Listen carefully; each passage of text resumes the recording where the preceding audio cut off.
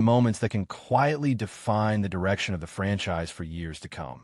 There are no games being played right now, no touchdowns or interceptions to argue about. But make no mistake, this is where championships are often built or lost. The Cowboys are staring at a long list of important decisions involving their coaching staff, free agency, and the draft. And while some of those decisions are still ahead, one major move has already been made. Dallas has found its new defensive coordinator, hiring former Eagles defensive backs coach and pass game coordinator Christian Parker. At first glance, this isn't a flashy, headline-grabbing name, and for some fans, that immediately raised eyebrows. But when you dig deeper into the process and the reasoning behind the hire, it becomes clear that this was not a rushed or casual decision. This was a deliberate choice rooted in vision, fit, and long-term planning. Speaking at the Senior Bowl, Cowboys COO and co-owner Stephen Jones shed light on what separated Parker from the rest of the field. And it's important to understand just how wide that field actually was. The Cowboys interviewed 9 different candidates for the defensive coordinator position, which already tells you something about how seriously they took this search. In the past, Dallas has sometimes been criticized for being too comfortable, too insular, or too quick to promote from within. This time, they cast a wide net.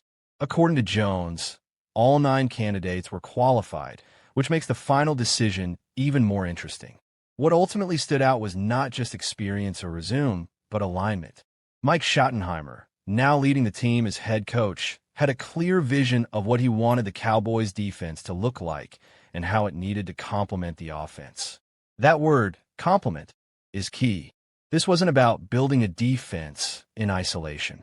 It was about creating a unit that works in harmony with how Dallas wants to play football overall. Christian Parker's vision matched that idea. Jones talked about the personality of the defense Parker wants to build, the culture he wants to establish, and the creativity he can bring schematically.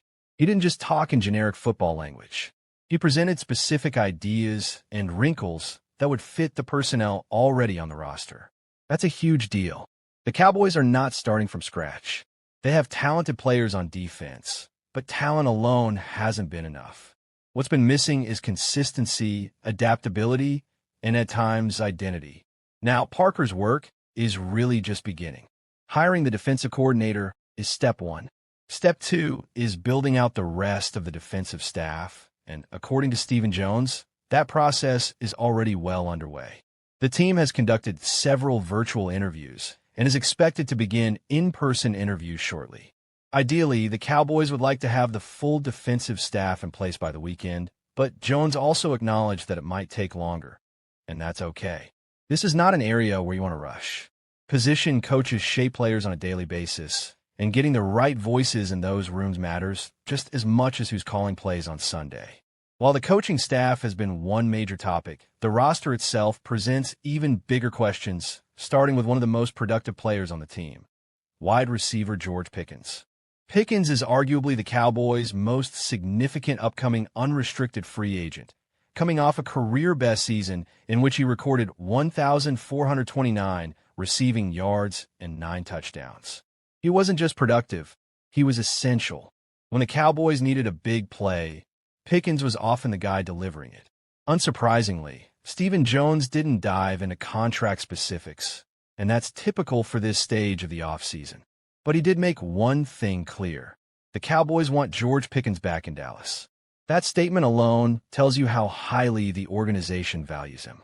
Of course, wanting a player back and actually getting a deal done are two very different things, especially in today's NFL, where elite wide receivers command massive contracts. Jones did note that the NFL Scouting Combine in Indianapolis has historically been a place where meaningful conversations happen between teams, players, and agents. With the combine scheduled from February 23rd to March 2nd, that time frame could be critical in determining whether Pickens' future remains in Dallas or if negotiations drag on into free agency. The Cowboys will have to decide how far they're willing to go financially and whether Pickens is a cornerstone piece or a luxury they can't afford. Another area where there will be some continuity is special teams. Despite significant turnover on the coaching staff, Nick Sorensen will return as special teams coordinator for the 2026 season. However, Stephen Jones was very clear that retention does not equal satisfaction. The Cowboys expect improvement in the third phase of the game. They believe they have solid pieces, a reliable returner, a punter, a kicker, and a snapper, but execution has to be better. Jones also made an interesting point about how defensive talent often translates to stronger special teams play. Players who can tackle, run, and play with discipline on defense are usually the same players who excel on special teams. In that sense, improving the defense overall could have a ripple effect across the entire roster. One of the more encouraging updates from Jones involved running back Javonte Williams. Williams had an outstanding 2025 season, rushing for 1,201 yards and 11 touchdowns, and he proved to be a consistent, physical presence in the Cowboys offense. Jones confirmed that the team has already spoken with Williams' representatives and made it clear that Williams is a priority for the organization. In fact, at the Cowboys' year-end press conference earlier this month, Jones said that Williams is at the top of our list to go out and sign, and that the team would like to get him on a multi-year deal. That kind of language matters. It signals commitment and stability, two things that are incredibly valuable at the running back position. Keeping Williams in Dallas would give the offense a dependable foundation, especially as the coaching staff continues to shape its identity. As free agency approaches, the Cowboys' overall plan is starting to take shape. The emphasis is on retaining key players from last season, guys like Pickens, Williams, and Jadeveon Clowney, while also finding ways to improve the roster, particularly on defense. Stephen Jones acknowledged that the defensive side of the ball still needs work, but he also expressed confidence that the team has the resources to address those issues.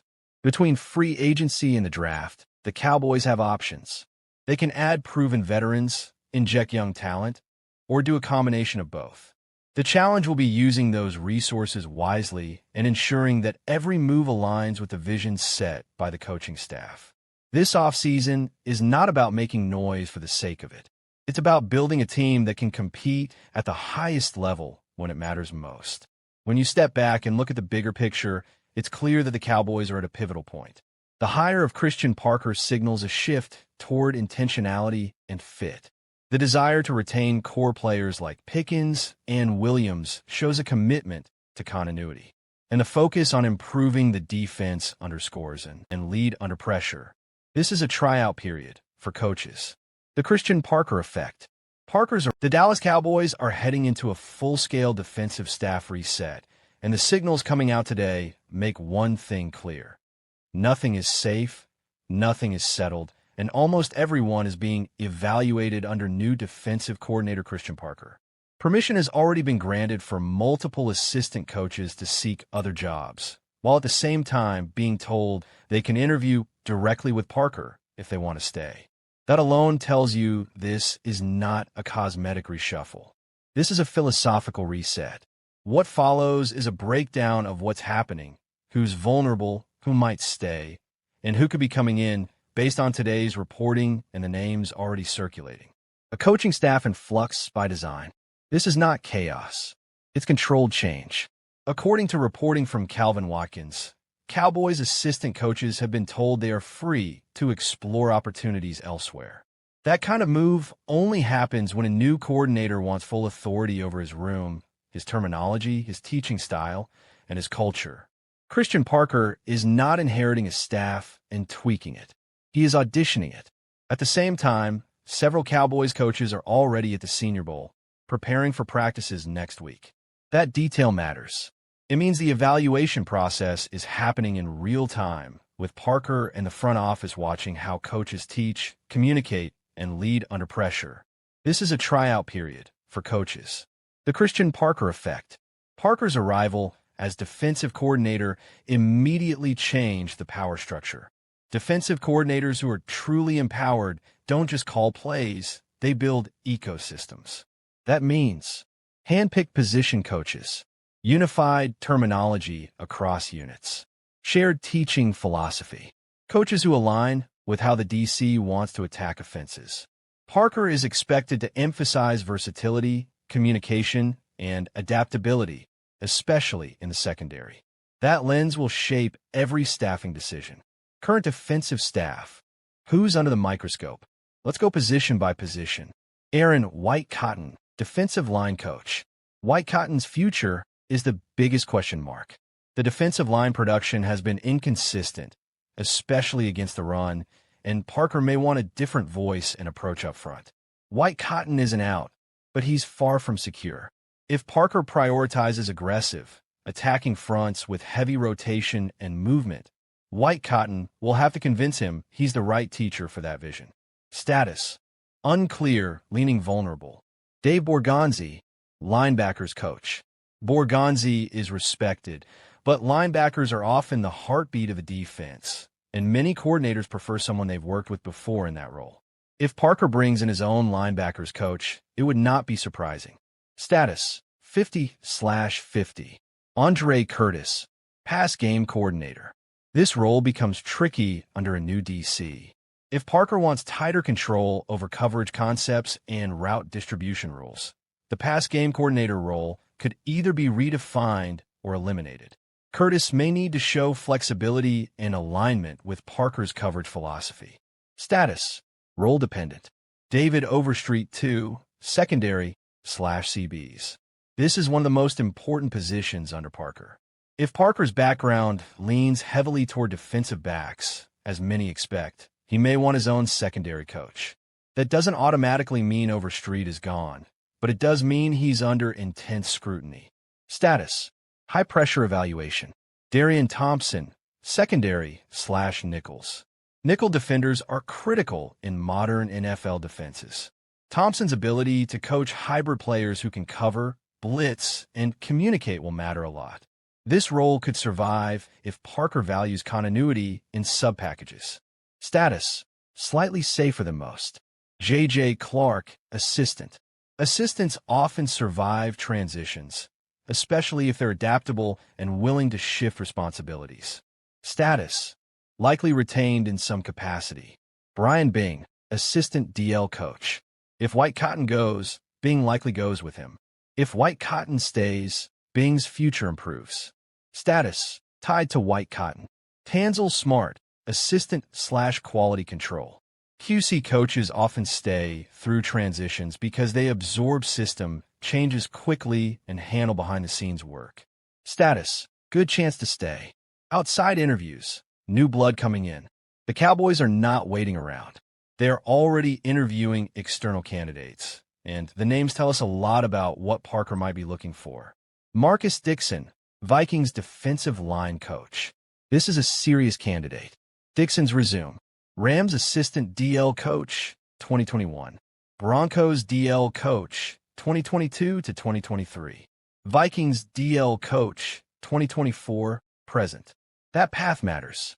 Dixon has worked in multiple defensive systems, including aggressive fronts and versatile schemes. He's coached both stars and developmental players.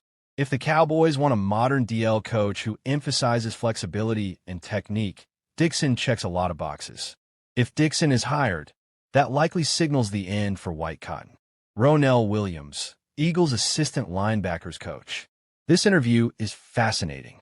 Philadelphia's defensive philosophy emphasizes speed, aggression, and situational adaptability, traits Parker may want to import. Williams has been part of a system that asks linebackers to cover space, communicate quickly, and play fast. If Williams is hired, Borgonzi's role could be in jeopardy. Clayton Adams blocked from Eagles move. Another key detail: Clayton Adams was blocked from going to the Eagles. That tells us two things. The Cowboys still value Adams. They may see him as part of the future, even amid change. Blocking a lateral move during a staff shakeup is a statement. It suggests Adams may be viewed as someone who fits Parker's vision or fills an important internal role. What this all really means: this is not about blame. It's about alignment. The Cowboys are giving Christian Parker the authority to build his defense, not inherit someone else's. Coaches who adapt, align, and communicate well will survive. Those who don't will move on. Expect multiple assistant changes. At least one major position coach replacement. Younger, more versatile coaching hires. Heavy emphasis on teaching DBs and front seven flexibility. By the time training camp arrives, this defensive staff will not look the same. And that's exactly the point. Championship is more important than winning the balance sheet.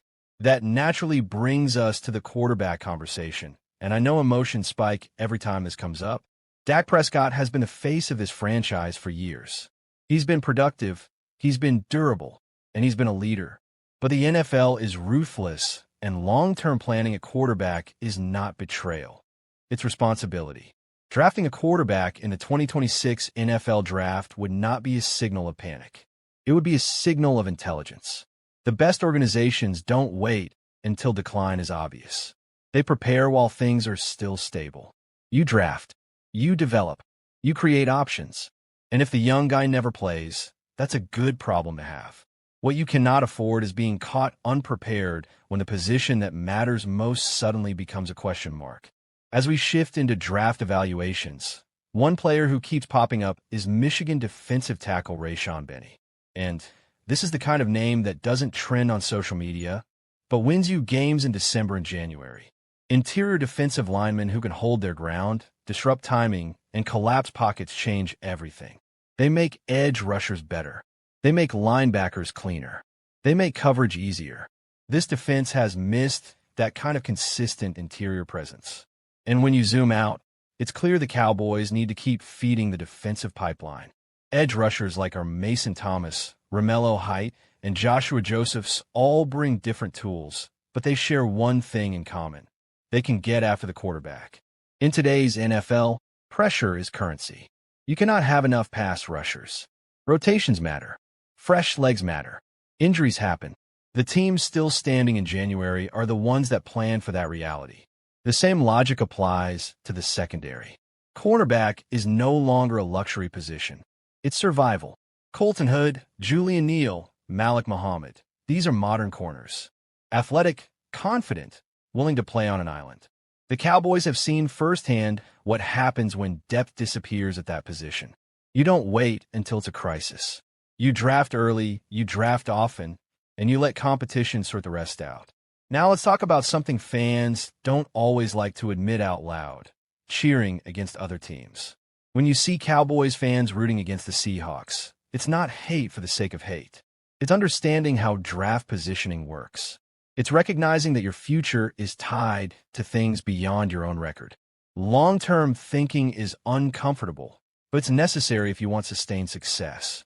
Trade rumors always light a spark, and one that keeps resurfacing is the idea of Dallas making a move for Browns cornerback Denzel Ward. This is not a small conversation. This is money, health, draft capital, and expectation all rolled into one. But elite talent rarely becomes available without complications. If you want to win now, you have to accept risk. The real mistake is refusing to even explore the option. Defense, overall, is where the next big decision lives, especially at coordinator. The defensive coordinator hire is not just about scheme. It's about philosophy. It's about adaptability. It's about leadership, whether it's Matt Burke, a surprise candidate, or even a bold swing like Sean McDermott.